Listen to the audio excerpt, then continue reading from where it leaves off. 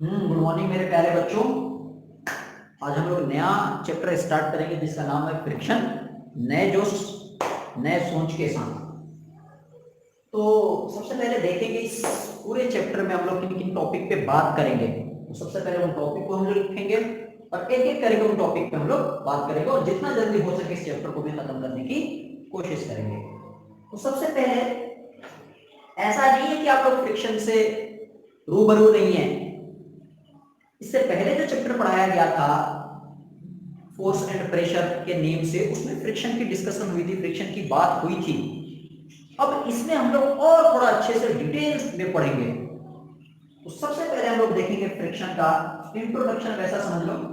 तो सबसे पहले फ्रिक्शन का हम लोग क्या देखेंगे, डेफिनेशन वगैरह, डेफिनेशन हो गया, इंट्रोडक्शन वगैरह, इन चीजों पे बात करेंगे। देन फिर हम बात करेंगे कॉज ऑफ फ्रिक्शन पे। कॉज ऑफ फ्रिक्शन यानी फ्रिक्शन क्यों आता है, फ्रिक्शन पैदा क्यों होता है, उस पर हम लोग बात करेंगे। नोट करते जाओ, ठीक है। उसके बाद हम बात करेंगे इफेक्ट ऑफ फ्रिक्शन पे, इफेक्ट ऑफ फ्रिक्शन पर। उसके बाद बात होगी factor affecting friction, factor affecting friction, ठीक है। फिर हम बात करेंगे टाइप्स ऑफ फ्रिक्शन पर, फ्रिक्शन कितने तरह का होता है, टाइप्स ऑफ फ्रिक्शन। फिर जितने तरह का फ्रिक्शन होते हैं उन सबका डेफिनेशन देखेंगे, कब कौन से फ्रिक्शन लगता है, किस सिचुएशन में, इन चीजों से रिलेटेड बात होगी। इसके बाद फ्रिक्शन का एडवांटेज क्या है, advantage of friction, advantages of friction. Friction हमारे लिए फायदा है या फ्रिक्शन से नुकसान है, ये सारी चीजें देखेंगे। फिर फ्रिक्शन को कैसे बढ़ाया जा सकता है, घटाया कैसे जा सकता है, फ्रिक्शन को कैसे बढ़ाया कैसे जा सकता है, इन चीजों पे बात करेंगे। तो ऐसा लिख लो, रिड्यूसिंग फ्रिक्शन, फ्रिक्शन को कैसे रिड्यूस किया जा सकता है। ओवरव्यू मोटा मोटी, ऐसा नहीं है कि इसी सीक्वेंस में पढ़ेंगे हम लोग। उसके बाद फ्रिक्शन को कैसे बढ़ाया जा सकता है, इंक्रीजिंग फ्रिक्शन,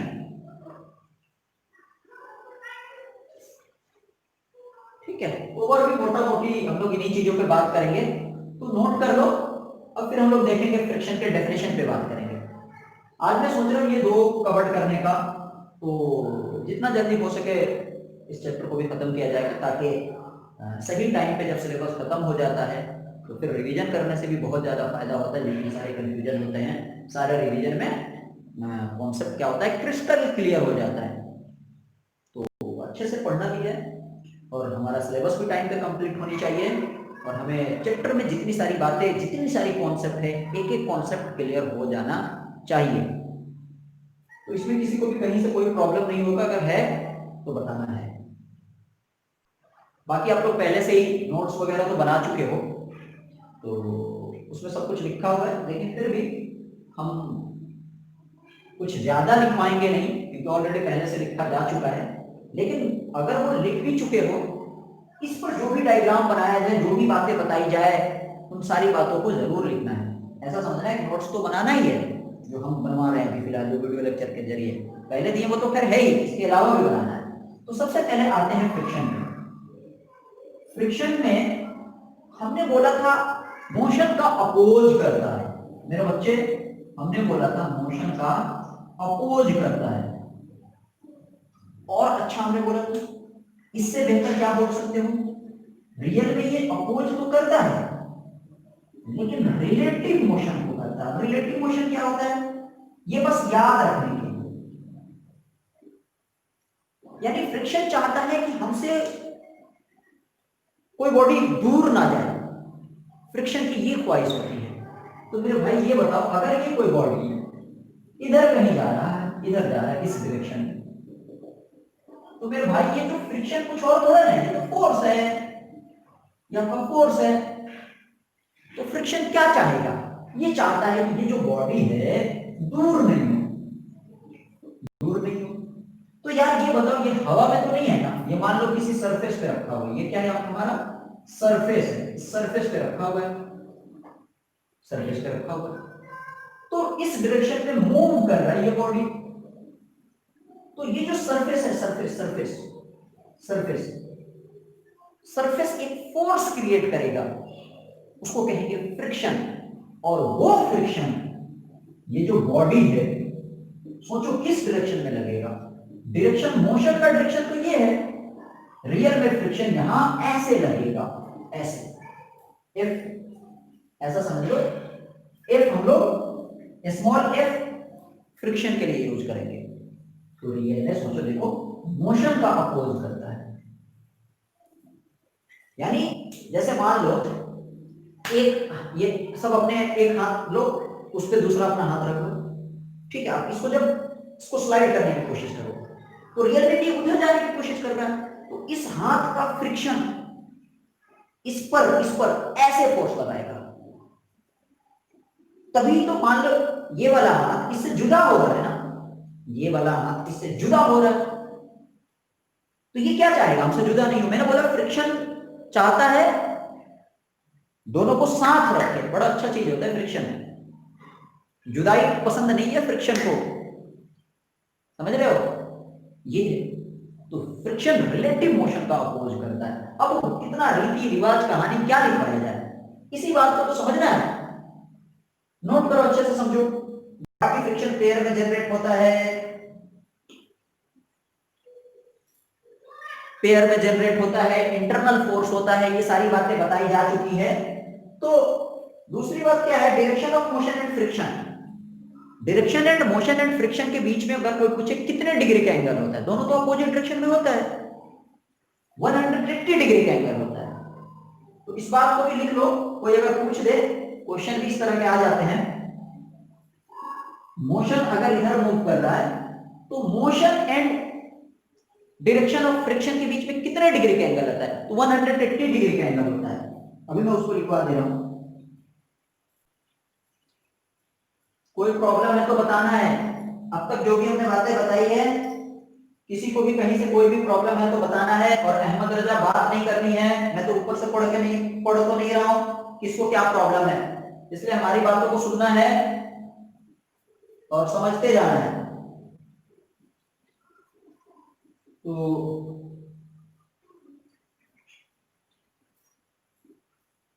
ये चीजें एकदम बिल्कुल डायग्राम बनाना है, ये भी हो गया होगा। दोबारा बनाने के चक्कर में मत रहो, पढ़ रहे हो अभी एकदम अच्छे से बना लो नोट्स। ये नहीं कि अभी वीडियो देखेंगे फिर नोट्स बनाएंगे तो वो नहीं हो पाता है। अभी देखो थोड़ा सा स्पीड अगर मेरा ज्यादा है तो बोल देना, मैं आप लोगों को टाइम दे दूंगा, उस बीच में आप लोग अभी ही लिख लो, कोशिश करोगे हो जाएगा। हाँ जी, अब ये डायग्राम बना लो, डायरेक्शन ऑफ मोशन, इधर मान लो डायरेक्शन ऑफ मोशन। तो बताओ फ्रिक्शनल फोर्स किधर आएगा, इधर आएगा। Direction of friction force, friction force, अगर सोचो, अगर direction of force, direction of friction force इधर होता तो बॉडी किधर मूव कर रहा होगा, बॉडी किधर मूव कर रहा होगा, डायरेक्शन ऑफ मोशन इधर होगा, डायरेक्शन ऑफ मोशन इधर होगा। देखो 180 डिग्री का एंगल, इस सिचुएशन में भी 180 डिग्री का एंगल, या अपोजिट डायरेक्शन, ये और ये दोनों एक दूसरे के अपोजिट डायरेक्शन है, समझ रहे हो।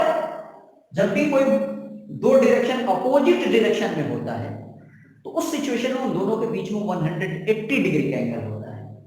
और जब भी कोई मान लो ये एंड बी सेम डायरेक्शन में है तो इनमें कितने डिग्री का एंगल है, सेम डायरेक्शन में अगर है, सेम डायरेक्शन में है तो 0 डिग्री का एंगल होता है, 0 डिग्री का, समझ रहे हो। 180। यस सर, आ गया सर समझ में। अब हेडिंग डालो कॉज ऑफ फ्रिक्शन। क्या डालोगे? Cause of friction. फ्रिक्शन आता क्यों? ये थोड़ा अच्छा मजा आएगा, ज्यादा फील आएगा। जैसा दिखता है होता नहीं है ना।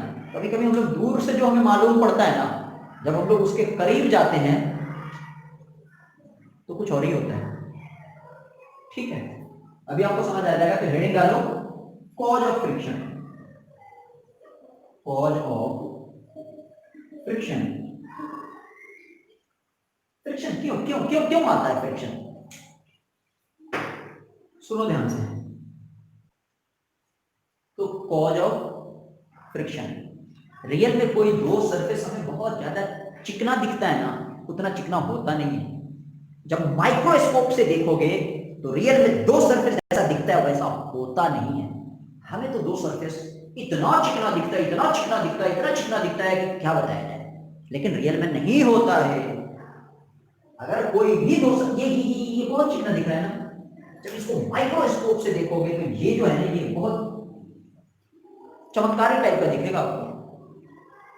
इसका मतलब ये है कि अगर मान लो ये कोई बॉडी ए है, ये कोई बॉडी ए है, और जस्ट इसके नीचे हम दूसरा बॉडी ले लेते हैं बी। तो अगर सोचो, अगर मैं इसको ऐसे लेता देखो ये कितना चिकना है, चिकना है ना, मान लो टेबल लेवल होता। तो ऐसा समझो ये जो है ये कांटेक्ट है, मतलब दोनों एक दूसरे के कांटेक्ट में बहुत ज्यादा चिकना है। जब इस रीजन को देखोगे, या ऐसा समझो ये इसको जब देखोगे माइक्रोस्कोपिक व्यू से, तो रियल में हमें ये ऐसे दिखेगा।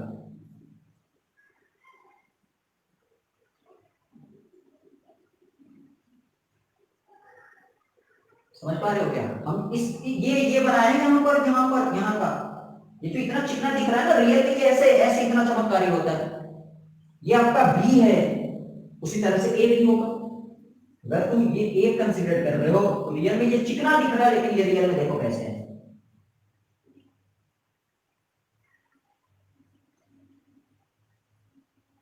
समझ पा रहे हो? ये आपका क्या है? ए। और ये इसको हमने क्या कर दिया है? जूम कर दिया। जूम करके देखते हो ना, पता नहीं कितना टाइम्स बढ़ा के देखते हो, जूम करके देखते हो। जब जूम करके देखते हो तो रियल में ये ऐसा दिखता है। अब मेरे भाई थोड़ा सा अच्छे लेवल की बात करने की कोशिश करूंगा। अगर इस तरह का फील नहीं किए हो तो फील करने की कोशिश करना, और जो बातें बोला जाता है उसको करने की कोशिश करनी है। हाथ से करोगे ना, हाथ से करोगे ना, तो वो चीजें ज्यादा दिन तक याद रहता है। या आंख से जो चीज देख लेते हो वो भी ज्यादा दिन तक याद रहता है। आप यहां सऊदी अरब नहीं गए हो, आप सऊदी अरब के बारे में लाख पढ़ लो, लेकिन अगर कोई फिजिक्स, केमिस्ट्री, बायोलॉजी नहीं जानने वाला इंसान अगर सऊदी अरब जाके घूम के आ जाता है तो वो आपसे कई गुना बेहतर एक्सप्लेन करता है, कई ना बेहतर एक्सप्लेन करता है। तो मेरे भाई सुन रहे हो? ठीक है, देखो, देख नहीं, अगर सुनने से बेहतर अगर देख सकते हो तो देखने की कोशिश करो। इसके अलावा अगर ऐसा पॉसिबल है आप अपने हाथ से कर सकते हो तो करके फील करने की कोशिश करो। ये सारी चीजें तब आएगा जब आपको रियल में अंदर से प्यार होगा, आपको करने का जुनून होगा। इन फ्यूचर हमें बड़ा ख्वाब देखते होगे तभी ये चीजें बोल करोगे, वरना जो बातें बताई जाती है उसको तो एकदम हल्के में लोगे। लेकिन जिन बच्चों का ख्वाब होगा, कुछ करना होगा, बड़ा सोचता होगा, वो जरूर करेगा, चाहे छोटी सी ही बात क्यों ना हो। जब उसको करोगे, आप उसको फील करोगे, तब आपको नेचर से ज्यादा प्यार होगा। अच्छा कुछ भी हो रहा है इसके पीछे लॉजिक है, रीजन है, क्यों हो रहा है, तो पढ़ाया जा रहा है, ठीक है, पढ़ लो, समझ लो, देख लो, कर लो, तब देखो। फिर तो क्या बात है। तो खैर, तो ये है ओवरऑल डेवलपमेंट होनी चाहिए। प्रैक्टिकल नॉलेज जो बताया जा रहा है उसको फील अंदर से। तो रियल में ये चीजें ऐसा होता है। अब जो मैं बात बता रहा हूं, आजकल तो सबके घर में फ्रिज है। आजकल जितने सारे बच्चे हैं तकरीबन सबके घरों में फ्रिज है।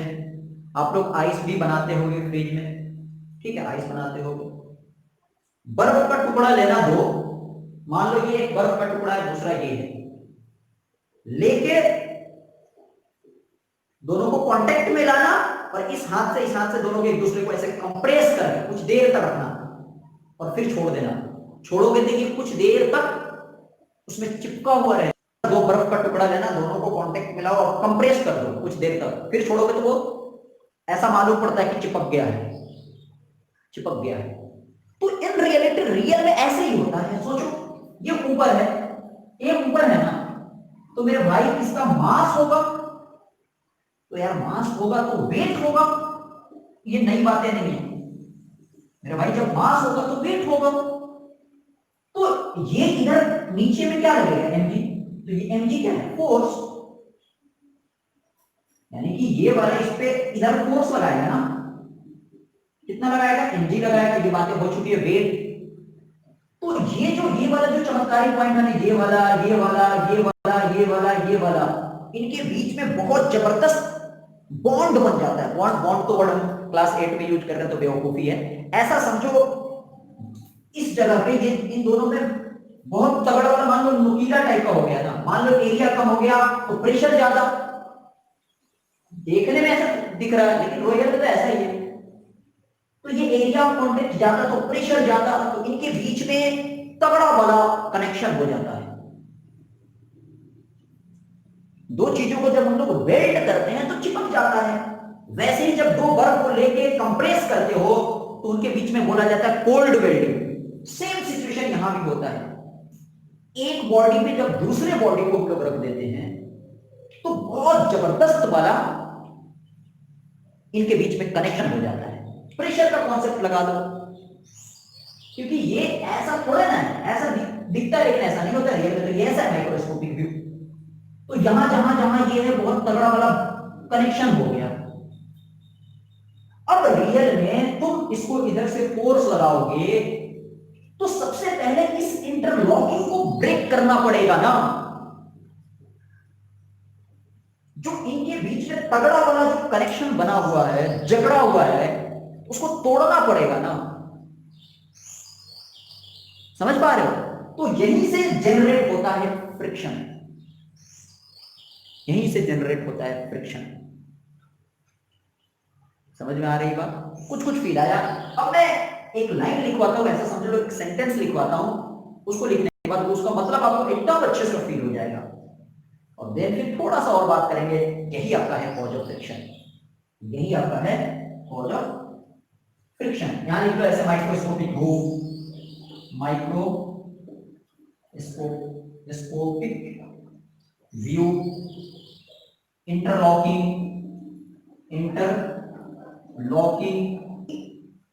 ठीक है।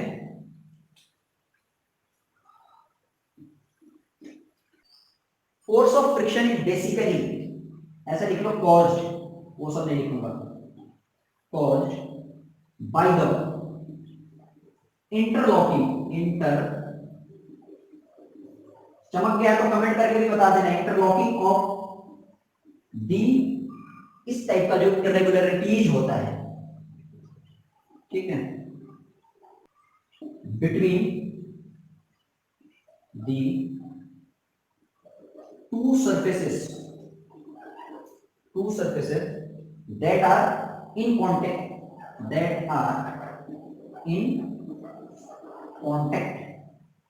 कॉज ऑफ फ्रिक्शन यही है। अब इस पढ़ो, इसको एकदम आसानी से समझ में आएगा। रियल में जब तक इंटरलॉकिंग को, ये जो इनके बीच में जो तगड़ा वाला कनेक्शन बना हुआ है, जब तक उसको आप ब्रेक नहीं करोगे तब तक ये बॉडी मूव नहीं करेगा। आप इस ऐसे फील किए हो जैसे किसी चीज को धक्का दे रहे हो, वो सरफेस पे रखा हुआ है, धक्का दे रहे हो, एक ऐसा टाइम आता है जब आपको मालूम पड़ता है कि अब ये आगे बढ़ेगा। तो रियल में होता है क्या है, ये जो इंटरलॉकिंग इस तरह का इरेगुलरिटीज है, तो जकड़ा हुआ है, पकड़ा हुआ है एक दूसरे को, तो उसको आपको तोड़ना पड़ेगा ना। तोड़ने के लिए आप इधर से फोर्स लगा रहे हो, और जितना ज्यादा ये जकड़ा हुआ रहेगा, जितना ज्यादा इनके बीच में इंटरलॉकिंग होगा, ऐसा समझो उतना ज्यादा फ्रिक्शन। तो जब मान लो 1 न्यूटन का आपने इधर से फोर्स लगाया, मूव नहीं किया, तो रियल में ये कितना फोर्स लगा रहा है? 1 न्यूटन का। 2 न्यूटन का आपने इधर से लगाया तो भी ये बॉडी मूव नहीं किया, तो भी ये कितना लगाएगा? 2 न्यूटन। मतलब ऐसा समझो सेल्फ एडजस्टिंग सिचुएशन के हिसाब से अपने आप को फ्रिक्शनल फोर्स का कमाल है। आप अगर 1 न्यूटन का लगाओगे तो वो 1 ही न्यूटन का लगाएगा। वो मान लो वो 5 न्यूटन तक लगा सकता है, लेकिन अगर आप 1 न्यूटन का लगाओगे तो वो 5 न्यूटन क्यों लगाएगा? मेरे भाई, आपके सामने सिचुएशन जैसा होता है वैसे ही आप करते हो ना। जो काम 1 रुपए में होता है 5 रुपए में करते हो, नहीं करते हो। वही हाल है फ्रिक्शन का, वही हाल है फ्रिक्शन का। मान लो आपने इस पे 1 न्यूटन का फोर्स लगाया, और ये जो फ्रिक्शनल फोर्स है वो 5 न्यूटन मैक्सिमम लगा सकता है। आपने 1 लगाया तो ये भी 1 लगाएगा, आपने 2 लगाया तो ये भी 2 लगाएगा, आपने 3 लगाया तो ये भी 3 लगाएगा, आपने 4 लगाया तो ये भी 4 लगाएगा, आपने 5 लगाया तो ये भी 5 लगाएगा। अब मैक्सिमम फ्रिक्शनल फोर्स 5 हो सकता है। तो उसी टाइम पे जिस टाइम आप 5 लगाते हो ना, जब फ्रिक्शनल फोर्स और एक्सटर्नल फोर्स इक्वल होता है, तो उस टाइम आपको अंदर से फील होता है कि ये ब्लॉक अब मूव करेगा। जब फ्रिक्शनल फोर्स और एक्सटर्नल फोर्स जो आप धक्का दे रहे हो, मस्कुलर फोर्स, जब वो दोनों इक्वल हो जाता है तो आपको मालूम पड़ता है ये अब आगे बढ़ेगा। देन उसके बाद फाइट के बाद जैसे ही आप थोड़ा सा ज्यादा इंक्रीज करते हो, वो ब्लॉक मूव करने लगता है। कुछ कुछ अंदर से फील किए होंगे, करके देखना। किसी किसी किसी बॉडी को नॉर्मली आप धक्का देते हो, मूव करने लगता है। तो उसके बीच में जो जिस भी सरफेस पे रखा हुआ है बहुत कम फ्रिक्शन है। आपने मैक्सिमम जो वो फ्रिक्शन जितना आ सकता है उससे ज्यादा आपने लगा दिया। कभी कभी कोई बॉडी हमसे नहीं मूव करता है, अकेले धक्का दे रहे हो तो भी नहीं मूव करता, दूसरे को बुला के लाते हो तो मूव करता है। हम जब तक धक्का दे रहे थे उस टाइम तक फ्रिक्शनल फोर्स ज्यादा था, फिर दूसरे को लेकर आए। हम दोनों जब मिलकर धक्का दिए तो हम दोनों का फोर्स फ्रिक्शनल फोर्स से ज्यादा हो गया, इसलिए वो बॉडी मूव करने लगता है।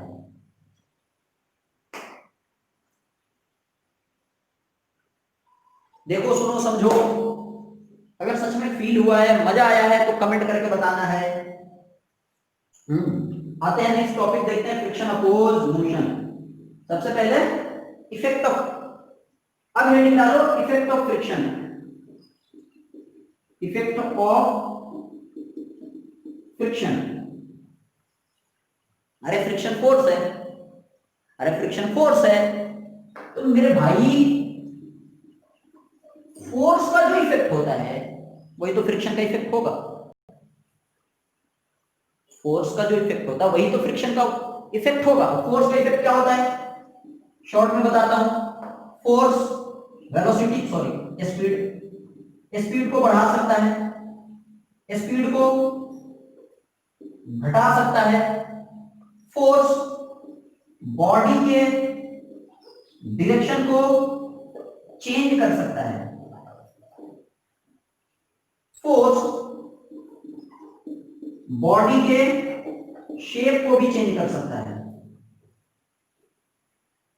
तो ये सारी चीजें जो भी हमने बताई, ये फोर्स एंड प्रेशर में हम लोगों ने इफेक्ट ऑफ फोर्स टॉपिक देके हमने इन सारी बातों को डिस्कस किया था। तो इसी तरह का कुछ इसमें भी पढ़ाया जाएगा, क्योंकि मैं वही effect of friction means force, frictional force क्या क्या उसका इफेक्ट है। तो लिखो, बस आज का ये लास्ट टॉपिक है। तो वही बात है,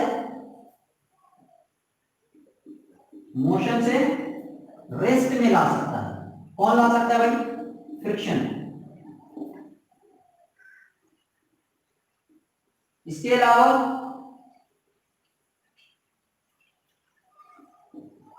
स्पीड को, ये जो आपका फ्रिक्शन है, डिक्रीज कर सकता है। डिक्रीज कर सकता है, क्या करता है?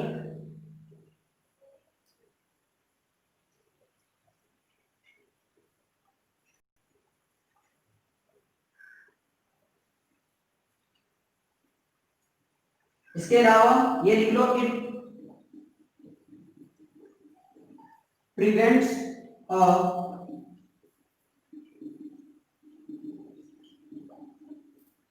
स्टेशनरी ऑब्जेक्ट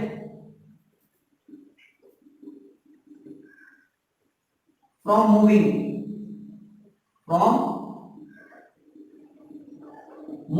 अगर कोई बॉडी रेस्ट में है तो आप फोर्स उस पर लगा रहे हो और वो मूव नहीं कर रहा है। मूव नहीं करने का मतलब फ्रिक्शनल फोर्स लग रहा है, और आप उतना फ्रिक्शन फोर्स नहीं लगा, आप उतना एक्सटर्नल फोर्स नहीं लगा पा रहे हो कि आप मूव कराओ, मतलब फ्रिक्शनल फोर्स का अमाउंट ज्यादा है।